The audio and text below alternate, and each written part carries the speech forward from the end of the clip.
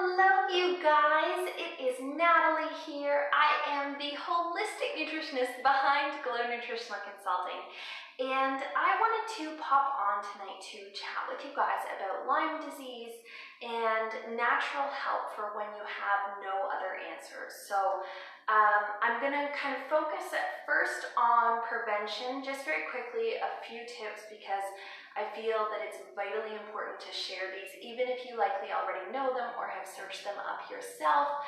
I know this is a huge year for Lyme disease, so I do assume that most people will already be familiar with what you can do to protect yourself, but it is vitally important if you are living in any area that has Lyme disease that you know how to protect yourself. So that's going to be where I focus first for a very short time.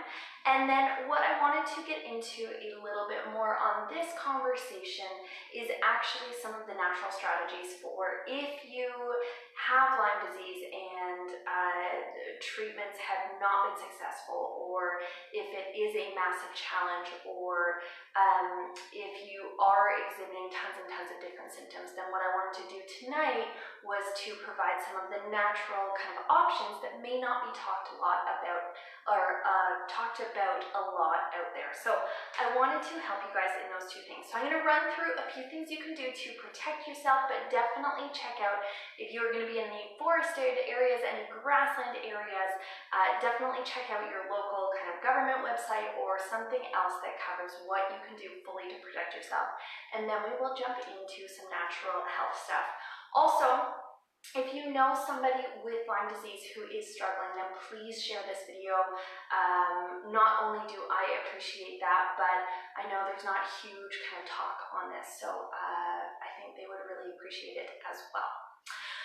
So a couple of things you can do. Number one, you can of course limit your exposure to infected areas or to suspected infected areas.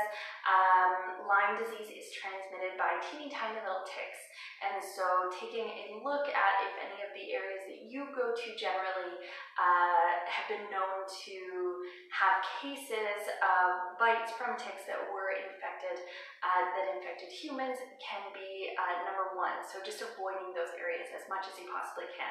Now, that may not happen all the time. You may not have the ability for that to happen all the time. So then my next strategy is to make sure that you have adequate levels of vitamin B1 in your body. So if you are always the friend that's getting bug bites, if you have been out in a crowd and somehow all the mosquitoes and bugs kind of fly at you, if you have heart palpitations, if you have forgetfulness or poor short-term memory, if you have depression or low motivation, lethargy, if you have a low appetite, then these would be some of the first symptoms that I would expect to see in somebody with inadequate vitamin B1 levels. So a simple supplement can help you out. I myself have been around a huge group of people where I had taken a B complex specifically to test this out at a very buggy location, and the mosquitoes and different bugs were going to everybody else and not to myself. Now that's a little bit different because I consistently have very good levels of B vitamins. It's something that I really, really focus on because they are fantastic for your energy levels. However, it is really, really important that whenever we're talking about bugs, you know your best defenses. So that is one of them. Tip number 3 is to apply and reapply bug deterrent of some kind. So I know there are a lot of DEET recommendations out there. I personally do not use that. It is not to say that I do not recommend it. Look up your own risks and make your own decisions on that. What I can say is that I personally use and trust this bug spray by Sage here, which is a Canadian company. It's called Be Gone. It is incredibly effective. You do have to apply it a lot more frequently than when I used to use conventional bug sprays and things. So keep that in mind, and always, always, always spray yourself fanatically before going into any area that could possibly be exposed, and certainly any kind of tall grasses and forested areas. So that should help there. The reason that I really like this one is because when I looked up a lot of the different essential oils that make it up, which means that it may not be safe for kids or pregnant women, so always be cautious of that, look up for that. But when I was looking it up, a lot of these essential oils have been tested against DEET in studies. So they found that some of these essential oils were more effective, some of them were as effective, some of them were maybe a little bit less effective, but close, and they kind of tie together this beautiful formula that has a whole bunch of those in it. So that is why I particularly trust that one. And then lastly, always check for ticks when you have come back in. Now, one of the things to kind of know is that some of the ticks that carry Lyme disease can actually be very small. They can be the size of a poppy seed, as the little ones are, or they can be up to the size of a sesame seed. So these are not your typical kind of dog ticks that you can really see clearly from far away. These are a different variety, and they can be very tiny. So there is a country song that I heard that comes to mind whenever I have kind of thought about Lyme disease or thought about checking for ticks. You guys may know, my little sister is a huge country fan, and so we were driving her to the airport, and she got to choose the radio station because she was going away, and there was this real twangy kind of, I'm gonna check you for ticks song. While he was going for sexy vibes, it's very important that you do check for ticks. Always have somebody spot check you, and keep in mind that they can be tiny, so really do it carefully. It may not be something that you can see from very far away. So that is the 4 tips for prevention. Again, always go to your kind of government website or a trustworthy website to look up all of the different things that are recommended depending on your area, your exposure levels, the amounts of ticks suspected in your area, the amount that carry Lyme disease, all of that kind of stuff, so that you are as protected as possible, because prevention is absolutely the best thing you can do. And with that said, if that wasn't quite the case and you're here now, then I wanted to help with that. So generally what I'm helping with here is not cases that were caught early, but if yours was caught early and you're still exhibiting a ton of different symptoms of prolonged Lyme disease, then these should be helpful for you as well. So one of the things to know about me and how I work as a holistic nutritionist is if something is really strong and really impacting your life, then I will throw everything at it, be incredibly aggressive with all the natural kind of therapies out there, and then we'll cut stuff out as you make your way forward. So let's go in hard, let's get this gone, and then let's continue to move forward. So in this case, I'm going to tell you what I would do both generally and then also kind of moving forward into more specific areas. So the first thing that I would do, because there is an inflammation response, is to make sure that your baseline of inflammation is covered, which means that you have boosted the amount of anti-inflammatory fats in your diet and you have reduced the amount of inflammatory fats in your diet. Now, this means that you are boosting fats like chia seeds and hemp seeds and flax seeds and their oils. And you are at the same time reducing or completely eliminating any high-fat meat, any butter, any of the arachidonic acid containing foods, which is basically your meat, dairy, and butter, as well as peanut butter can have some arachidonic acid in it as well. So you're reducing those so that you are just loading your body with anti-inflammatory fats for a little while. Some people will also include fish or fish oils in their diets. Smaller is always better on the fish scale, just in terms of health of the fish, which means health for you. You always want to go with smaller down on the food chain because they have less time to eat over a longer life period and kind of concentrate any of the toxic material in the oceans. So on that front, one of the other places you can go is something called NutriVeg, which is an oil that is a marine-based, so it's an algae-based kind of fish oil. So it's a lot of the same fats that are contained typically in fish oil, but coming from a much cleaner source because you're coming from much further down the food chain. So the further down you get, the further towards the plants you get, the less contaminated they can be. So that is the inflammation talk. That would be part one. Part two, because there is a bacteria part to this, the tick is spreading a certain bacteria, and then also could be spreading, in addition to the bacteria, could be spreading a parasite.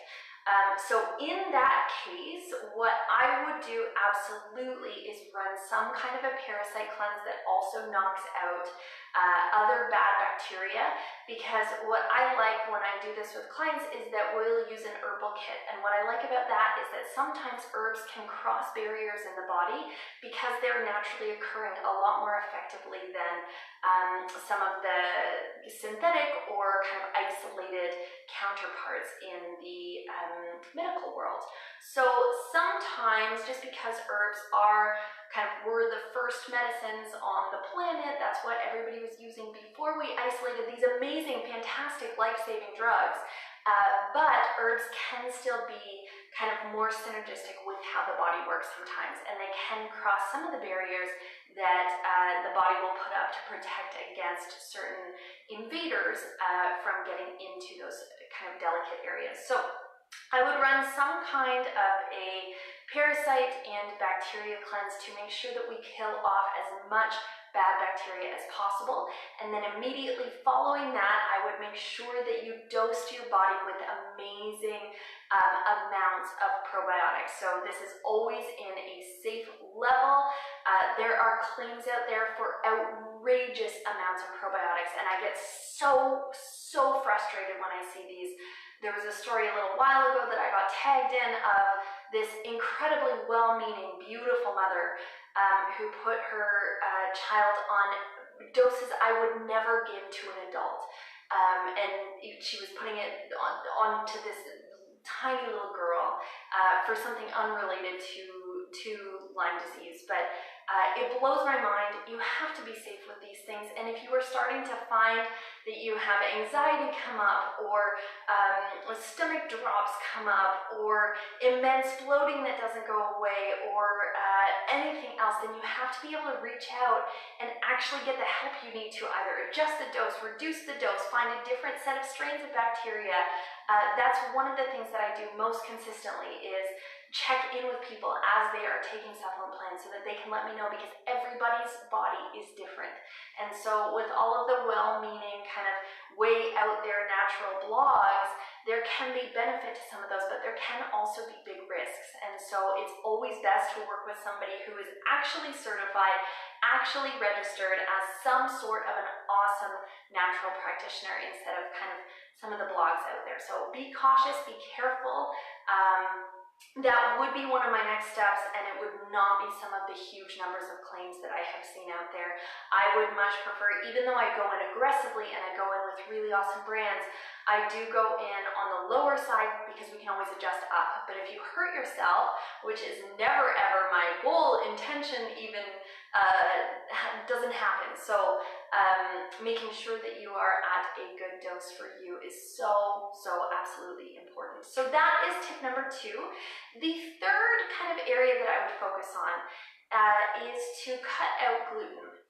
So this one's really important to me because gluten, even if you don't have celiac disease, there have been ties to different autoimmune disorders when you're eating gluten. So the general idea is that inflammation over time in the gut can disrupt the cells that line the intestinal system. So instead of being locked kind of like this is what they should be, very strong, very integrity kind of driven, they're really tied together. If you have inflamed them over and over and over again, then that can create kind of gaps in the gut that can let full proteins through into your bloodstream, which are never supposed to be there. You're always supposed to break them down into amino acids, and then those are absorbed, used, broken down, all of that kind of stuff. So all of that is to say that the gluten protein, if it's getting into your bloodstream, it can look a lot to the body like a bunch of different kinds of protein. And your body is made up by a whole bunch of different kinds, and when the body learns to attack one specific protein, it will do it to any protein that looks exactly like that. So this is always one of the strategies that I will give to anybody with Hashimoto's, hypothyroidism, is so important, because there is some information out there that points to gluten as a protein looking quite like the thyroid gland. So then your body learns to attack one, it starts attacking the other, and can cause tremendous problems. So because of that tie-in, and because of how essential your thyroid gland is to your immune function, to your metabolism, and all of that, that would be one of the main areas that I would recommend, again, for this kind of like short, immediate, aggressive kind of a plan. So that is area number 3. The fourth area that I would go to would be to boost natural, light ways of boosting the immune system. So the immune system is so important. Obviously, it is combating all the time if you have constant new symptoms. And so you have to make sure that you're taking care of it. Now, the problem is you don't want to use any strong methods of immune boosting necessarily, because there's the potential that your immune system gets kind of overrun. So sometimes those can be helpful, but in a case like this, you'd always want to move on the gentler side of things, just so you don't overstimulate the immune system. So the base way that I would do that would be to increase the raw food in your diet.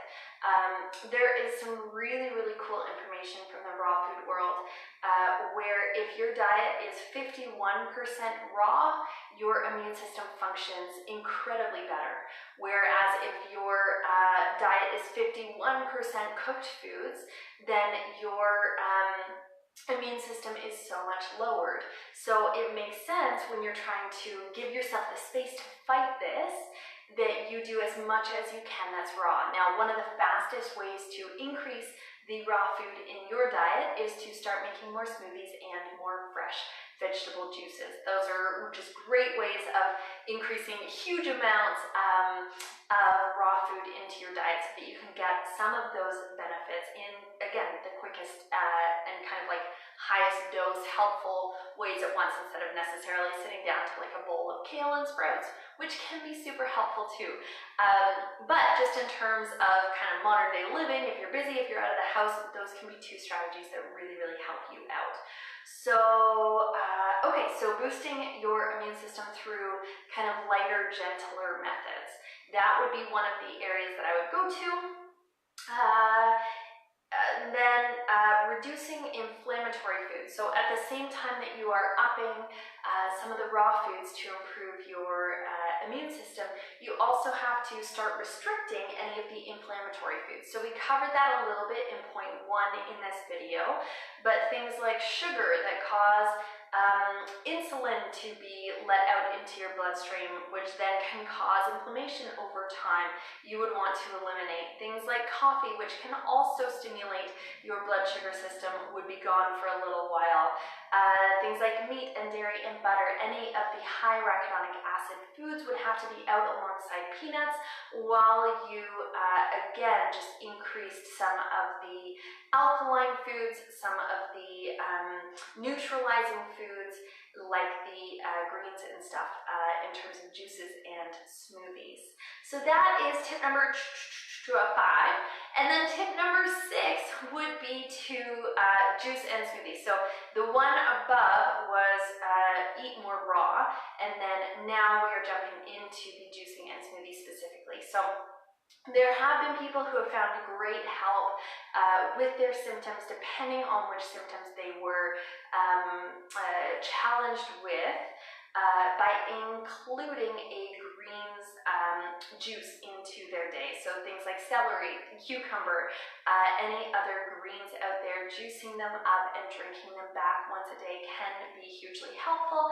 That can also be hugely helpful if any of your symptoms tied to Lyme disease look like gout or arthritis. Those things can be very, very helpful.